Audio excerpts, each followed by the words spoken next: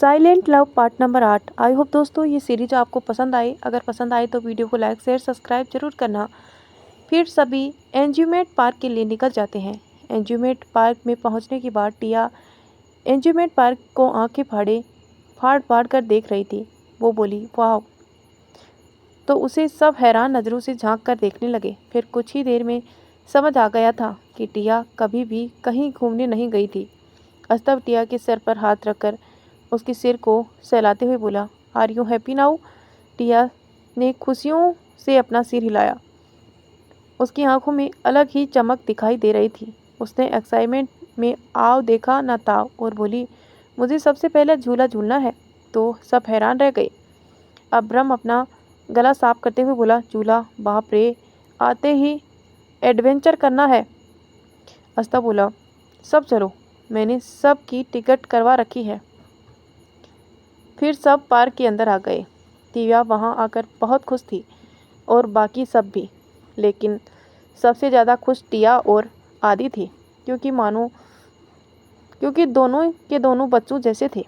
आदि बोला, भाभी चलो हम सबको झूलों पर राइड करके फिर गेम खेलेंगे, फिर बहुत सारी पेस्ट्री, आइसक्रीम और पिज़्ज़ा और बर्गर खाएंगे। तो सब उन्हें घूर कर देखने लगे। टिया भी एक्साइटमेंट में बोल पड़ी, चलो चलो, और वो दोनों उन सबको छोड़कर चले गए। सब देखते रह गए। अस्ता बोला, ये दोनों हमेशा ऐसे ही करते हैं। मिराज बोला, ये तो वही बात हुई, अपना काम बनता भाड़ में जाए जनता। तुम्हारा भाई अलग ही कंपनी का है, उसके दिमाग में वायरिंग अलग ही है। ओजस बोला, don't say a word against my silly boss. Miraj बोला, अपने बॉस की तरफ तारीफदारी करना बंद करो, वरना एक दिन तुम भी बेवकूफ़ हो जाओगे उसकी संगत में रहते रहते। ओजस की मुंह बना लिया। वो बड़ा फनी लग रहा था। अस्ता बोला, लड़ना बंद करो। क्या तुम लोगों को खुशी नहीं हो रही कि मैं तुम्हें लोगों को एक अच्छी ट्रिप दे रहा हूँ, लेकिन तुम लोग उसे एंजॉय करने की बजाय अपना टाइम वेस्ट कर रहे हो? अब्रम बोला, हाँ, बड़ा आया ट्रीट देने वाला। अब्रम बोला, हाँ, बड़ा आया ट्रीट देने वाला। ये क्यों नहीं कहता कि छोटी गिलहरी की जिद की और इसीलिए हम सबको लेकर आया, वरना हमें तो तू पूछता तक नहीं। हमारी छोड़, क्या तुम कभी खुद भी कहीं घूमने गया हो? हाँ, माना कि तुम हमेशा ऑफिस के काम से बहुत से कंट्री में ट्रैवल करने गए हो, लेकिन कभी घूमने नहीं गए हो। खुद की तो नहीं, लेकिन हम लोगों की ही कदर कर लेते। तुम्हें भी नहीं पता कि कितने दिन बाद घूमने को मिला है हमें। थैंक गॉड कि तुम्हारी शादी हो गई। अगर नहीं होती तो हमें घूमने का मौका ही नहीं मिलता। Thank God you are great. बस अब ये अपनी क्यूट सी वाइफ पर भी ध्यान दे। तो अस्ताव उसे अपनी आईब्रो रोज करते हुए बोला, तुम कहना क्या चाहते हो? मैं तुम लोगों को पिछली बार स्विट्जरलैंड लेकर गया था ना। भले मैं वह काम के सिलसिले से गया था, लेकिन तुम लोग घूम सकते थे, लेकिन तुम सब लोग होटल रूम में चादर ताने सोए हुए थे। मिराज बोला, और क्या करते, इतनी ठंड में कौन जाता है? और आप हमें जानबूझकर ठंड के महीने में लेकर गए थे। इंडिया का ही ठंड का महीना झेला नहीं जाता, स्विट्जरलैंड का खाक झेलते। ओहस बोला, ओ इट्स ओके, हो गया, अब हम भी इंजॉय करने चले। वो दोनों पापी इंसान तो चले गए हमें छोड़कर, हम भी चले। फिर वो लोग भी चले गए। उन्हें अस्ताव को पीछे छोड़ दिया। अस्ताव खड़ा होकर उन्हें जाते हुए घूर कर देखने लगा। वो खुद से बोला, ऐसे दोस्त किसी को ना मिले, और भाई और बीबी भी। छोटी गिलहरी, तुम्हें मुझे इग्नोर करके जाने की पनिशमेंट चुकानी पड़ेगी। और वो भी उसके पीछे पीछे जाने लगा। आदि और टिया कई सारी राइड कर चुके थे। फिर वो रोल कोस्टर वाले झूले में को देखने लगे। आदि बोला, भाभी चलो ना, इसे वाले में ट्राई करते हैं। टिया घबराते हुए, पर यह तो बहुत ऊंचा है, मुझे नहीं करना।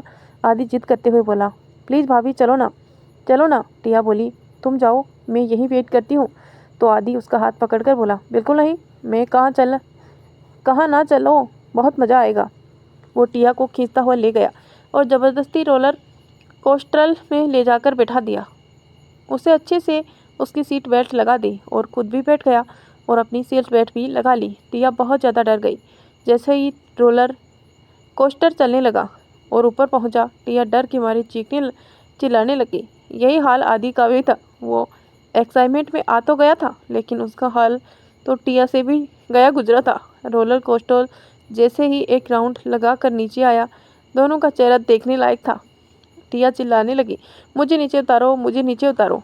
तभी फिर से रोलर कोस्टर ऊपर पहुंचा। दोनों चिल्लाने लगे। सिर्फ उन्हीं का ऐसा हाल नहीं था। रोलर कोस्टर में ऐसे ही और भी लोग थे जो बहुत बहुत बुरी तरह डर रहे थे। कुछ देर बाद जब वो दोनों रोलर कोस्टर से उतरे तो बाहर आकर टिया नीचे बैठ गई और डर से मारे कांप रही थी। आदि को भी यही हाल था। तभी उनके एक आवाज़ आई, एक रोलर कोस्टर में इतना डर। तो दोनों ने नज़र उठाकर देखा। सामने अस्ताव अपने हाथ पीछे बांधे खड़ा था और दोनों की हालत देखकर उसे हंसी आ रही थी। टिया लगभग रोने ही वाली थी। वो जल्दी से उठ खड़ी हुई और भागकर अस्ताव के पास गई और उसके लिपट गई और उसने अस्ताव को टाइटली पकड़ लिया। वो बच्चों की तरह रो रही थी। वो बहुत ज़्यादा डर गई थी। अस्ताव ने उसे धीरे से अपनी बाहों में लिया और उसकी पीठ को धीरे धीरे सहलाने लगा। उसने आदि को देखा। आदि अपने भाई को देख रहा था और सोच रहा था, रोलर कोस्टर में झूलने का आइडिया मेरा ही था। मैं ही ज़बरदस्ती भाभी को लेकर गया था। अब पक्का भाई मुझे कच्चा चबा जाएंगे। वो जल्दी से गया और अपने भाई के दोनों पैर पकड़ लिए और बोला, आई एम सॉरी भाई, मुझे पता नहीं था भाभी इतना डर जाएगी। मुझे लगा बड़ा मज़ा आएगा, लेकिन वहाँ राइड करने के बाद पता चला कि मज़ा नहीं सजा आया। वो मासूम शक्ल बनाकर अस्ताव को देखने लगा। अस्ताव एकदम एक क्यूट पप्पी की तरह लग रहा था। आदि एकदम एक क्यूट पप्पी की तरह लग रहा था। अस्ताव बोला, इतना नाटक करने की ज़रूरत नहीं है, चलो। और टिया को चुप करवाया। फिर वो लोग बाकी लोगों के पास गए। सब एक साथ गेम खेलने लगे। उन्हें बहुत मज़ा आया। टिया और आदि ने आज भी जी भर के मनमानी की और जी भर के फास्ट फूड, आइसक्रीम, पेस्ट्री खाई।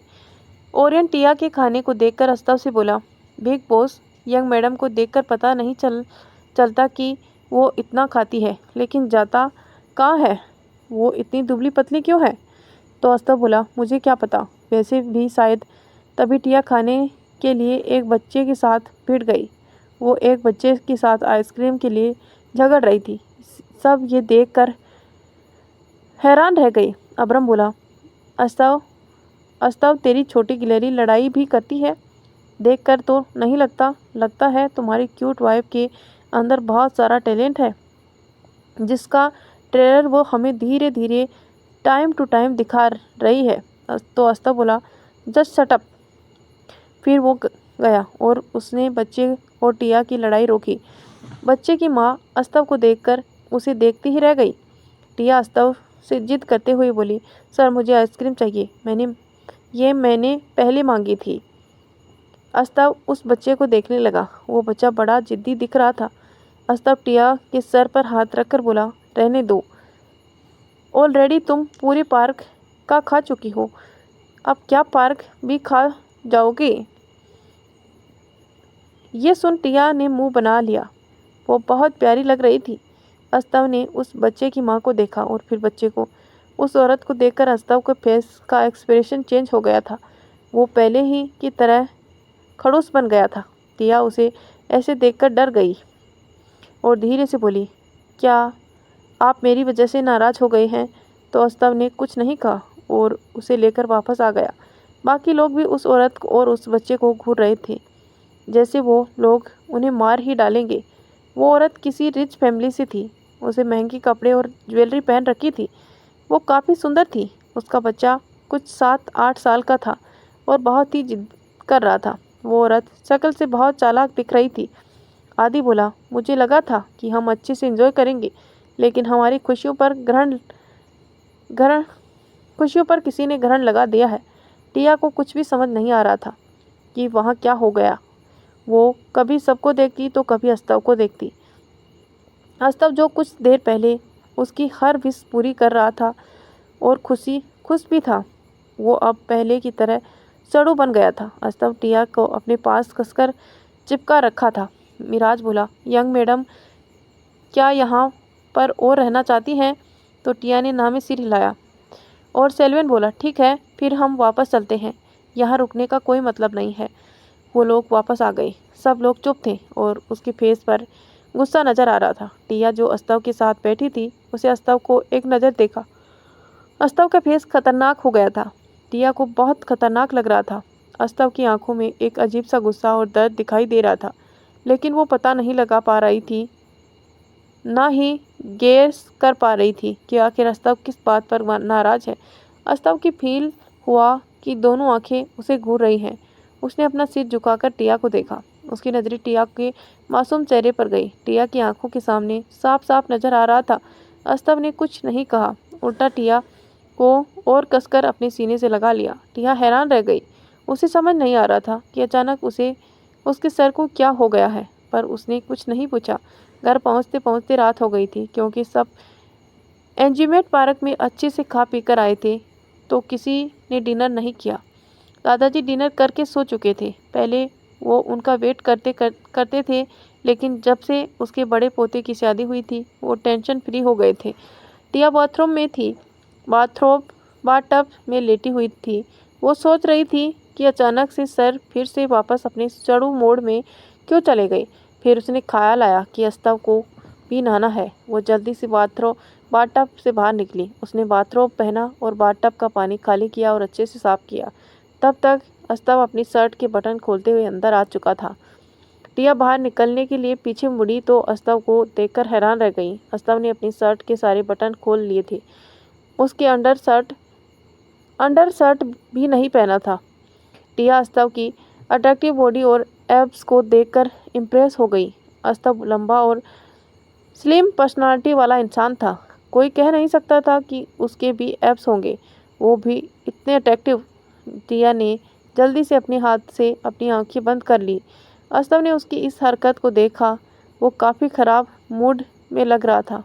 टिया जब नहा रही थी, तब वो अपने बारे में बैठकर रेड वाइन पी रहा था। अपने बार में बैठकर रेड वाइन पी रहा था। वो टिया के पास आया और उसे कसकर अपनी बाहों में भर लिया। टिया की धड़कनें अचानक से बढ़ गई। उसे अपनी आंखों से अपने हाथ हटाए। उसकी आंखें बड़ी हो गई। टिया को रेड वाइन की भीनी भीनी स्मेल आ रही थी। वो मन में बोली, जब आदमी गुस्से में हो और पी रखी हो तो उसे कभी उलझना नहीं चाहिए, उसमें अपना ही नुकसान है। और चुपचाप वैसे ही खड़ी रही। जब काफ़ी देर तक अस्तव ने उसे फ्री नहीं किया तो वो हकलाते हुए बोली, सर आप ठीक हो? ठीक तो है। अस्तव ने कुछ नहीं कहा, उल्टा और कसकर टिया को पकड़ लिया। टिया मन में बोली, क्या सर पागल हो गए हैं, ऐसा अजीब बिहेव कर रहे हैं। और फिर बोली, आप ठीक तो हैं ना?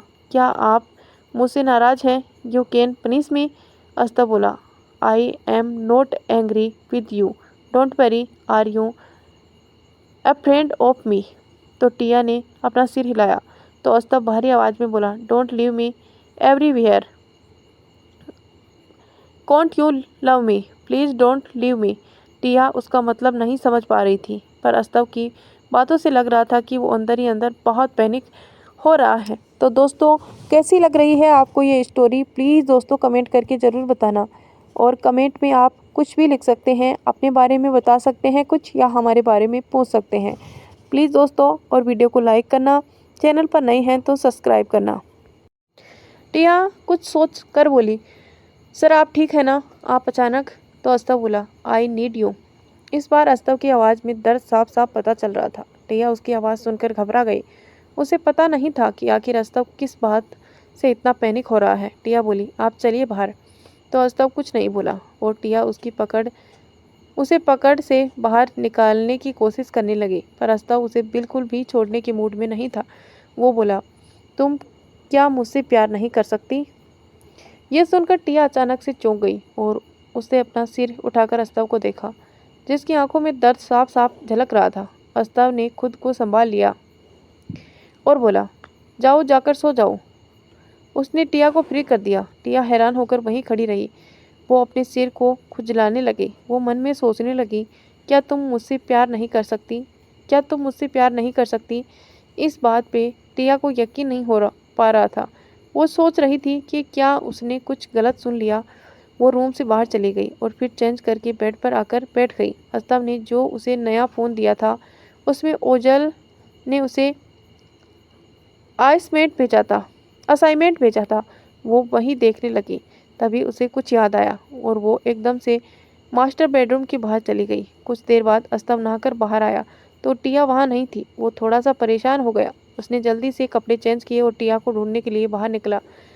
उसने आर्ट आर्ट रूम की लाइट ऑन देखी। वो जल्दी से उस तरफ बढ़ा। डोर ओपन ही था। वो बिना आवाज़ किए अंदर एंटर हुआ। उसने जो देखा उसे यकीन नहीं हो रहा था। टिया पेंटिंग बना रही थी, वो भी अस्तव की। इनफैक्ट 2 बना चुकी थी। अभी भी जो बना रही थी वो अस्तव की सैड मूवी वाली थी। अभी भी जो बना रही थी वो अस्तव की सैड मूवी वाली थी। उसे बनाते वक्त टिया के फेस पर भी उदासी थी। टिया सच्चे मन से और इमोशन के साथ पेंटिंग बनाती थी। उसे बनाई पेंटिंग एकदम सजीव दिखाई देती थी। अस्तव चुपचाप दीवार से टेक लगाकर खड़ा देख रहा था। टिया को उसकी मौजूदगी का पता ही नहीं चला। वो आज के दिन के सभी खुशी और गम के पलों को कन्वेंस कन्वोंस पर उतर चुकी थी। 3 घंटे तक अस्तव वैसे ही खड़ा रहा, टिया को देखता रहा। टिया की फेस पर भी कलर लग गया था। उसने अपना काम खत्म किया और सब सही से रख दिया। उसे अब नींद आ रही थी। वो पीछे पलटी तो अस्तव को देखकर हैरान रह गई। अस्तव उसे देख रहा था। टिया आंखें मलते लगी। उसे अस्तव एक सपना लग रहा था। टिया को ऐसा करते देख अस्तव बोला, तुम सोने के बजाय इतनी रात को पेंटिंग बना रही हो। क्या तुम अपना ख्याल रखना नहीं जानती? टिया ठंडे पसीने से भीग गई। अस्तव उसके सामने आया और टिया को आसानी से अपनी बाहों में उठा लिया। टिया अस्तव को हैरान होकर देखने लगी। अस्तव उसे वापस रूम में ले आया और बाथरूम में ले गया। टिया हैरान होकर उसे देखने रही थी। अस्तव ने उसे बाथटब के ऊपर बिठाया और एक टॉवल को पानी में गीला किया और टिया के फेस को साफ करने लगा। टिया उसे हैरान होकर देख रही थी। अस्तव ने उसे फेस को साफ किया और बोला, अपने हाथ साफ कर लो। फिर टिया ने अपने हाथ अच्छे से साफ कर लिए। उसे बहुत नींद आ रही थी। उसकी आंखें बार बार बंद हो रही थी। उसका बस चलता तो वह बाथरूम में सो जाती। अस्तव उसे उठाकर वापस ले आया और बेड पर सुला दिया। टिया बहुत मासूम लग रही थी। अस्तव एकटक बिना पलके झपकाए टिया को देख रहा था। उसने उसे ब्लैंकेट अच्छे से उड़ा दी, फिर खुद भी सोने के लिए लेट गया। पर उसे नींद तो उड़ गई थी। उसे अपनी आंखें फिर बंद कर ली।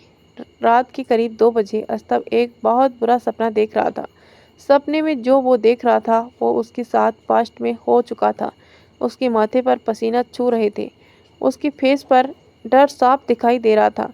उसका शरीर नींद में हिल रहा था। उसे झटकों से टिया की नींद खुल गई।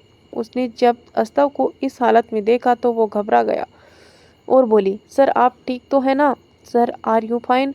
वो बहुत ज़्यादा डर गई थी और उसने अस्तव के फेस को टच किया। अचानक से अस्तव की आंख खुल गई और सामने उसे टिया का मासूम और घबराया हुआ फेस दिखा। वो रोने वाली थी। टिया बोली, सर आप ठीक तो है ना? क्या आप कोई बैड ड्रीम देख रहे थे? अस्तव कुछ नहीं बोला। उसने टिया का हाथ पकड़ा जो उसके गाल पर था। टिया टेंशन में के मारे अधमरी हो गई थी। वो अस्तव के ऐसे करने से चिढ़ गई और बोली, सर आप ठीक तो है ना? अस्तव उठकर बैठ गया। टिया जल्दी से उसके लिए पानी लाई। अस्तव ने एक गहरी सांस ली और पूरा पानी पी लिया और ग्लास टेबल पर रख दिया। अस्तव दोबारा खो गया। टिया जो टेंशन के मारे अधमरी हो चुकी थी, उसका दिमाग खराब हो गया। पर उसने खुद को कंट्रोल कर लिया क्योंकि अस्तव पर गुस्सा करने से उसी का नुकसान था। ये उसका मानना था। टिया अपने टेडी को पकड़कर बेड पर बैठ गई और अस्तव को घूरने लगी, इसी उम्मीद में कि अस्तव उसे कुछ बताएगा। पर उसकी उम्मीद से उल्टा हुआ। अस्तव अपने ख्यालों से बाहर आया और टिया से बोला, सो जाओ। यह सुनकर टिया को मन ही मन अस्तव पर बहुत गुस्सा आया। अस्तव ने टिया को बेड पर लिटा दिया जैसे टिया कोई छोटी बच्ची हो और ब्लैंकेट उड़ा दिया। खुद बालकनी की तरफ चला गया।